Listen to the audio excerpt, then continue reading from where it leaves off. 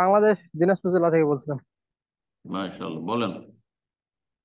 শেখ, আমি আমার পারিবারিক বিষয় একটা মানে জানতে চাচ্ছি যে আমাদের ওপরে মানে অন্যরকম জুলুম অত্যাচার করা হচ্ছে, অশ্লীল অশালীন ভাষা দিয়ে, আবার জমি জমা জায়গা দিয়ে, এগুলো নিয়ে আমাদের ওপর প্রচুর জুলুম করা হচ্ছে। মানে এক্ষেত্রে আমাদের করণীয় কি? ধর্মীয় জুলুম হচ্ছে না আর্থিক জুলুম হচ্ছে? মানে আমার পরিবারকে অশ্লীল অশালীন ভাষা দিয়ে মানে আর কি বকাঝকা করা হচ্ছে। বুঝছি, এক্ষেত্রে আমার কিন্তু বাবা মা, তাদের দ্বন্দ্ব, এক্ষেত্রে যারা আমার, জুলুম করেছে তাদের সাথে পয়সার দ্বন্দ্ব, জমি জায়গা দ্বন্দ্ব, না ধর্মীয় আকিদার দ্বন্দ্ব? জি জি তারা জি বেদাতি আপনার সুন্নতি, কি জি কিসের জি দ্বন্দ্ব? যারা জমি জমা নিয়ে। জমি জায়গা। তাহলে জমি জায়গার ক্ষেত্রে দুনিয়ার কিছুটা ছাড় দিয়ে দেন, যাতে খুশি হয়ে যায়, অসুবিধা কি? আর যদি ন্যায্য অধিকার আপনার নিতে চান, তাহলে আইনের আশ্রয় নেন, আদালতের আশ্রয় নেন। এটা হচ্ছে শরীয়তের বিধান।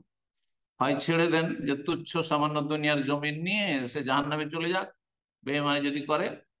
আর যদি 1 বিঘত জমি কারো যদি কেউ বেইমানি করে, অন্যায় ভাবে খায়, নবী সাল্লাল্লাহু আলাইহি ওয়াসাল্লাম বলেছেন, মান আখাযা শিবরাম মিনাল আরদি যুলমান, 1 বিঘত আধা জমি যদি কেউ অন্যায় ভাবে কারো ভক্ষণ করে, তো ওয়াকাহু ইয়াউমাল কিয়ামাতি সাবআ আরাদিন, তাহলে তার গলাতে 7 স্তরের জমিন, 7 তবাক জমিন তার গলাতে বেড়ি মালা করে পরিয়ে দেওয়া হবে।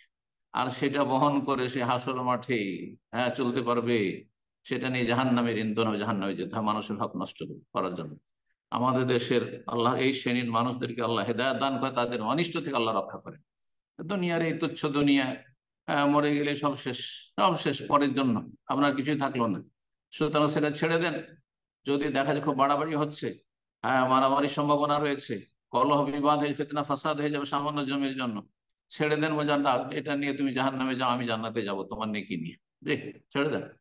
আর যদি বলে যে না, এতটা আমি ছাড়তে পারবো না, তাহলে আপনার জন্য আর একটি অপশন রয়েছে, সেটা ন্যায্য অধিকার আদায়ের জন্য বৈধ পন্থে আপনি আদালতের আশ্রয় নেন। জি, আল্লাহ হেফাজত করুন। আল্লাহ